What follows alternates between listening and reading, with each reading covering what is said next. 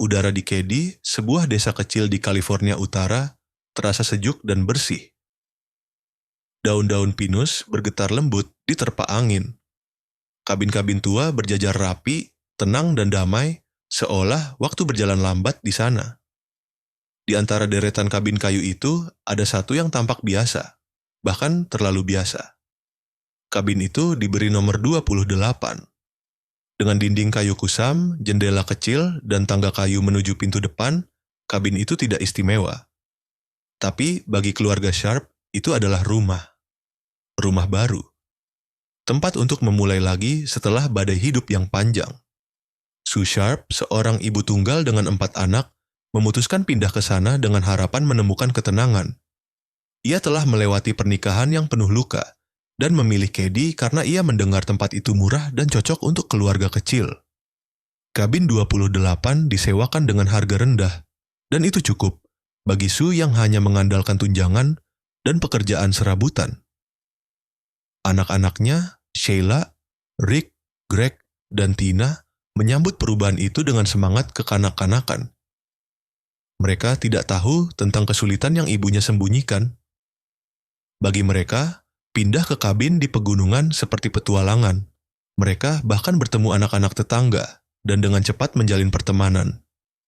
Hari-hari pertama di kabin itu berjalan seperti mimpi tenang.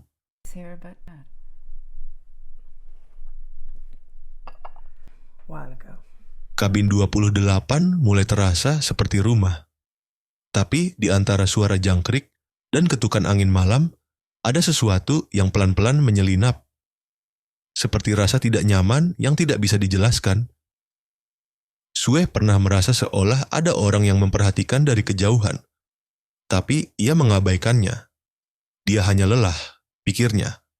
Atau terlalu sensitif, hari berganti hari, mereka tampak baik-baik saja. Namun sesuatu mulai berubah. Sue menerima telepon aneh. Suara berat, tidak dikenalnya, hanya diam selama beberapa detik lalu menutup sambungan. Awalnya ia kira salah sambung.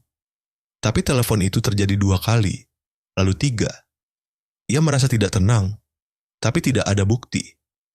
Tidak ada yang bisa dilaporkan. Pada suatu malam, Sue terbangun. Ia merasa mendengar suara langkah pelan di luar jendela. Tapi ketika ia intip, tidak ada siapa-siapa. Hanya malam gelap dan pohon-pohon bergoyang. Seminggu kemudian, salah satu anak tetangga mengaku melihat seseorang berdiri lama di belakang kabin 28. Sosok tinggi, tak bergerak, hanya mengamati. Tapi ketika mereka berlari menghampiri, orang itu menghilang ke balik hutan. Dan meskipun semua kejadian itu kecil, tidak jelas, dan tidak mencolok, tapi seperti puzzle kecil yang mulai membentuk gambaran lebih besar dan lebih gelap.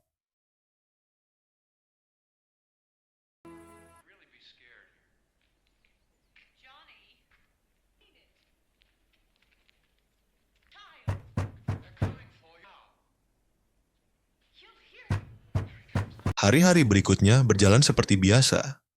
Tapi biasa itu pelan-pelan menjadi topeng. Ada sesuatu yang tidak seimbang, sesuatu yang tidak terlihat, tapi terasa. Malam demi malam, angin yang biasanya membawa ketenangan kini seperti membawa bisikan. Kadang terdengar suara aneh dari arah pohon-pohon belakang rumah. Kadang ada bayangan lewat di ujung mata. Sue kembali ke dapur, mencoba mengabaikan jejak itu. Ia tidak bilang apapun ke anak-anak. Mungkin hanya imajinasinya. Tapi ketenangan malam itu tidak pernah kembali seperti sebelumnya. Bahkan suara piring yang ia cuci terdengar terlalu keras, memecah keheningan yang terasa. Kemudian, suara langkah, lambat, berat, teratur, lalu suara napas, kasar, dekat. Pintu rumah dibuka secara paksa, terkunci, tapi dorongan itu kuat. Bunyi engsel memekik seperti teriak terakhir sebuah rumah yang kehilangan keamanannya. Sue bangkit, mengunci kamar, mengambil pisau. Ia mendengar langkah itu naik tangga. 1, 2, 3, anak-anak masih tidur. Lalu, suara bisikan. Tidak jelas, tapi seperti 2 orang. Pria, satu berbicara pelan, satu lagi hanya menjawab dengan dengusan. Sue berlutut, menempel di dinding, menahan napas. Langkah itu kini hanya 1 meter dari pintunya. Ia tahu, waktu habis. Langkah itu berhenti di depan pintu kamar Sue. Hening. Napas berat terdengar dari balik pintu. Sue menahan napas. Ia bisa mendengar detak jantungnya sendiri. Pisau di tangannya bergetar. Ia tidak tahu harus menyerang, berteriak, atau berdoa. Kemudian, suara gagang pintu diputar, dikunci, diputar lagi. Lebih kuat, seseorang di luar ingin masuk, tapi tidak bisa. Dan satu hal yang paling aneh, tidak ada tanda masuk secara paksa dari depan. Anak-anak yang selamat dibawa keluar, Tina hilang. Dan kasus ini berubah dari pembunuhan menjadi pembunuhan dan penculikan.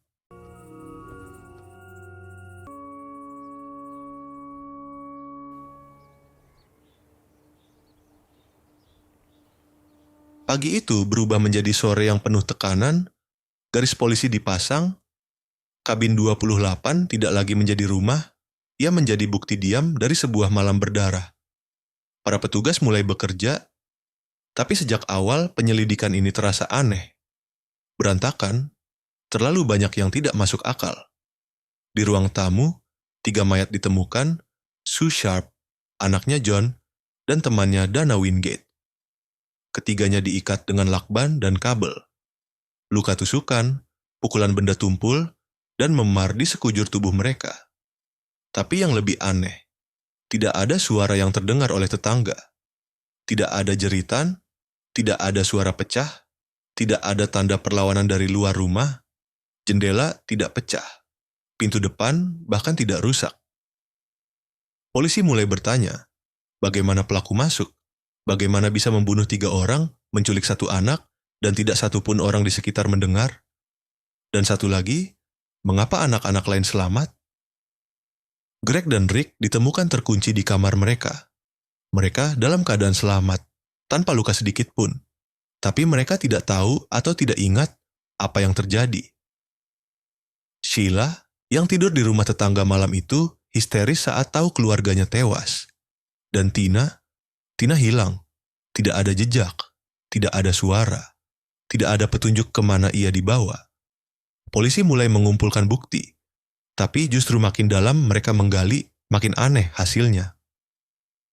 Di tempat kejadian, mereka menemukan 2 senjata berbeda digunakan. Ada pisau yang bengkok, seperti dipakai terlalu keras. Tidak ada sidik jari asing. Ada cangkir berisi kopi yang belum disentuh di dapur. Dan ada surat lusuh di kamar Sue. Tertulis tangan, tidak ditandatangani. Surat itu berbunyi, "Kamu pikir kamu bisa lari, tapi semuanya punya harga. Kita akan ambil semuanya darimu, satu persatu." Polisi tidak tahu siapa yang menulisnya, tapi mereka mulai berpikir, pembunuhan ini tidak acak. Ini personal. Petugas mulai memeriksa latar belakang Sue. Siapa yang membencinya? Siapa yang tahu jadwal keluarganya? Siapa yang tahu kabin itu sunyi? Dan mengapa para pelaku begitu tenang, begitu terencana, begitu senyap? Hari-hari berikutnya di Keddie terasa seperti dilapisi kabut. Bukan kabut biasa, tapi kabut pertanyaan, kabut ketakutan. Warga desa kecil itu mulai saling curiga. Pintu-pintu yang biasanya terbuka kini dikunci rapat sejak sore. Anak-anak tidak lagi bermain sampai malam, dan setiap suara langkah di malam hari membuat jantung berdegup lebih keras. Polisi mulai memanggil saksi. Tetangga-tetangga ditanyai satu persatu. Beberapa mengaku mendengar suara aneh, tapi tidak berpikir itu serius. Yang lain mengaku melihat 2 pria berjalan dekat kabin malam itu. Tapi tak ada yang tahu pasti siapa mereka. Lalu muncul satu nama, Martin Smart, seorang pria bertubuh besar, tinggal tidak jauh dari kabin 28. Ia dikenal kasar, temperamental, dan memiliki hubungan tidak akrab dengan keluarga Sharp. Ia bahkan pernah berkata dalam sebuah percakapan di bar, "Aku benci melihat Sue. Wanita seperti dia layak dikasih pelajaran." Polisi mencatat pernyataan itu. Lebih aneh lagi, Martin datang sendiri ke kantor polisi. Ia berkata ingin membantu. Tapi dalam wawancaranya, ia justru memberi informasi yang sangat spesifik. terlalu spesifik. Ia berkata, mungkin pelakunya pakai 2 alat sekaligus, kayak palu dan pisau, ya.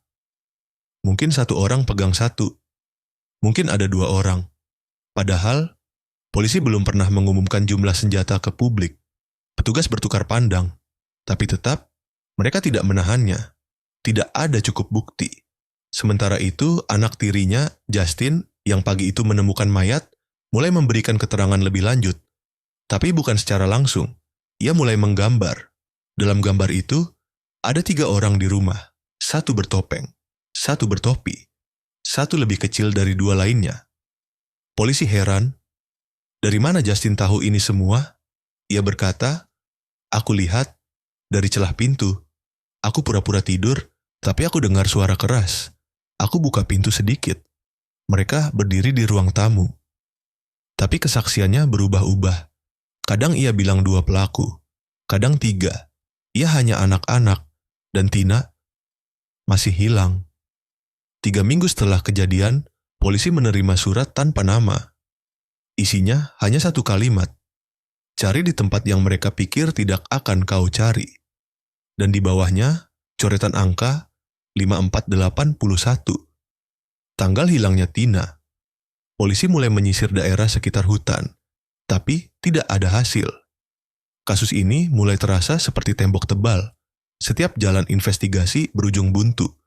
Dan lebih mengerikannya lagi, warga Keddie mulai percaya pelakunya bukan orang asing, tapi seseorang dari antara mereka. Waktu terus berjalan.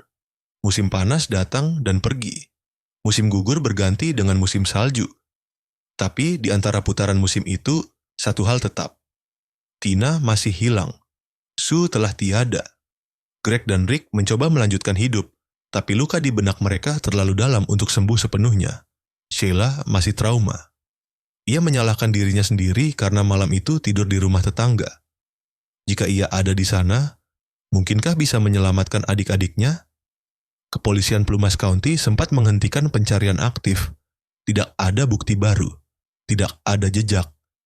Sampai pada suatu pagi, lebih dari setahun setelah malam itu, seorang pria tua sedang berburu botol kaca tua di daerah hutan Feather Falls, sekitar 50 km dari Keddie.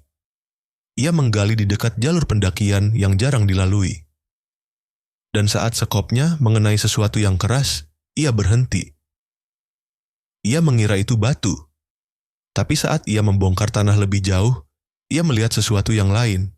Tulang kecil, sepatu anak-anak, dan potongan kain merah muda. Ia berhenti, gemetar, lalu berlari ke jalan utama mencari sinyal radio. Polisi datang beberapa jam kemudian. Apa yang mereka gali hari itu bukan hanya tanah, tapi mayat Tina Sharp, hancur, terurai, tak utuh lagi, diidentifikasi dari gigi dan pakaian yang dikenakan terakhir kali. Sue kehilangan nyawanya malam itu, tapi Tina dibawa pergi, dibunuh jauh dari rumahnya, dikubur di tempat sunyi seperti tidak pernah dianggap manusia. Dan di sana, di hutan sepi itu, pertanyaan baru lahir. Mengapa Tina dibawa? Apakah ia masih hidup beberapa hari? Atau disiksa lebih dahulu? Mengapa pelaku merasa perlu menjauhkan tubuhnya? Dan siapa yang tahu tempat itu cukup baik untuk menguburkannya? Kabar penemuan Tina menyebar cepat. Media kembali mengangkat kasus ini. Tekanan terhadap kepolisian meningkat. Tapi saat publik menuntut jawaban, yang mereka dapatkan hanya diam. Tidak ada tersangka ditangkap. Tidak ada konferensi pers yang meyakinkan. Dan Martin Smart, beberapa tahun kemudian ia pindah dan meninggal. Tanpa pernah ditahan, tanpa pernah bertanggung jawab, kabin 28 dikosongkan. Dan itu membuat kita bertanya, apa yang lebih menakutkan dari sebuah pembunuhan? Jawabannya adalah, ketika semua orang tahu siapa pelakunya, tapi tidak ada yang bisa atau mau menghentikannya. Kisah mereka masih terdengar dalam bayang-bayang senja, dalam sunyi pegunungan Keddie, dalam napas terakhir kabin 28. Terima kasih telah menonton.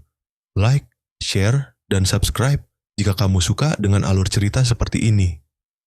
Kita akan bertemu lagi di pembahasan film lainnya.